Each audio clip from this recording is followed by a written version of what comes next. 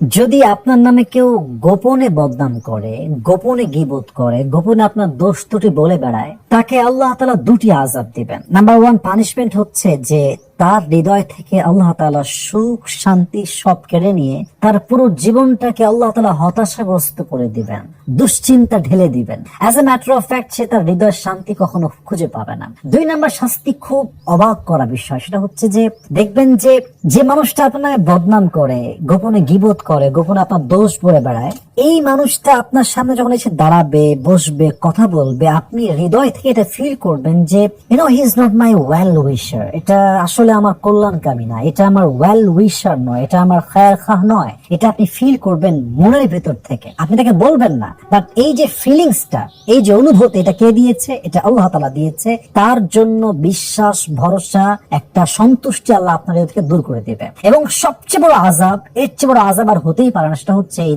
যে বান্দা গীবত করে গোপনে গিয়ে তার সমস্ত আমল সেই বান্দা ওই বান্দার আমলনামায় ঢেলে দেয়। এজন্য যদি কোনো দোষ থাকে সরাসরি বলেন, বোঝায় বলেন, try to make him understand that he is going wrong, but please গোপনে গিয়ে বদনাম করবেন না। আপনার আমল, আপনার সবকিছু ঠিক থাকবে ইনশাআল্লাহ। যে ব্যক্তি চগলখড়ি করে, এর কথা ওর কাছে লাগায়, ওর কথা এর কাছে লাগায়, সবার কাছে ভালো সাজে, সামনে আসলে সাধু সাজে, পেছনে গেলে দুর্নাম করে, এই রোগের মানুষ, এই বদনামি করা মানুষ, একজনের কথা আরেকজনের কাছে লাগালাই করা মানুষ, সামনে গিয়ে আরেকজনের দুর্নাম, আবার তার কাছে গিয়ে এই লোকের দুর্নাম করা মানুষ, এরা কখনো জান্নাতে যেতে পারবে না। আপনি যদি জান্নাতি হতে হয়, মুত্তাকি হতে হয়, আপনি যদি আপনার আখলাকটাকে উন্নত করতে পারেন, যে উন্নত আখলাক মিজানের পাল্লায় সবচেয়ে ভারী হবে। নবী করিম সাল্লাল্লাহু আলাইহি সাল্লাম বলেছেন, কোন আমল বান্দার উত্তম চরিত্রের মতো ওয়েটফুল হবে না কিয়ামতের ময়দানে।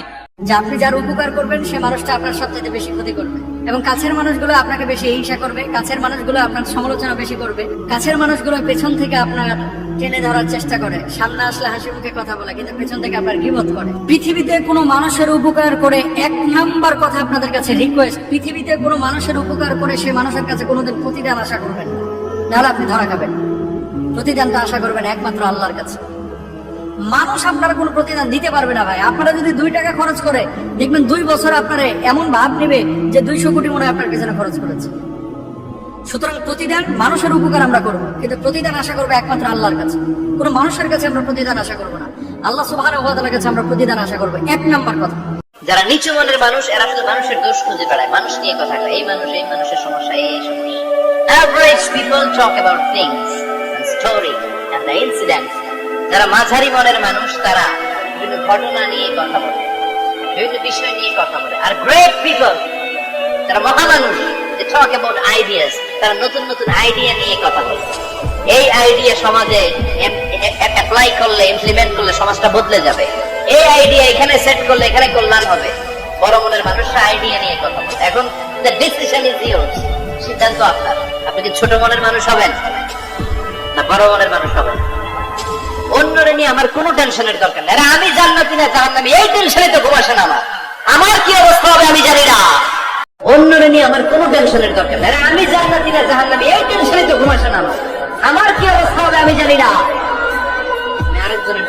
আমি আরেকজনের বদনাম বলি, আমি আরেকজনের পিছু লেগে থাকি। খবরদার, বিশ্বাসী বলে যারা দাবি করে তারা কখনো অন্যের পিছু লাগতে পারে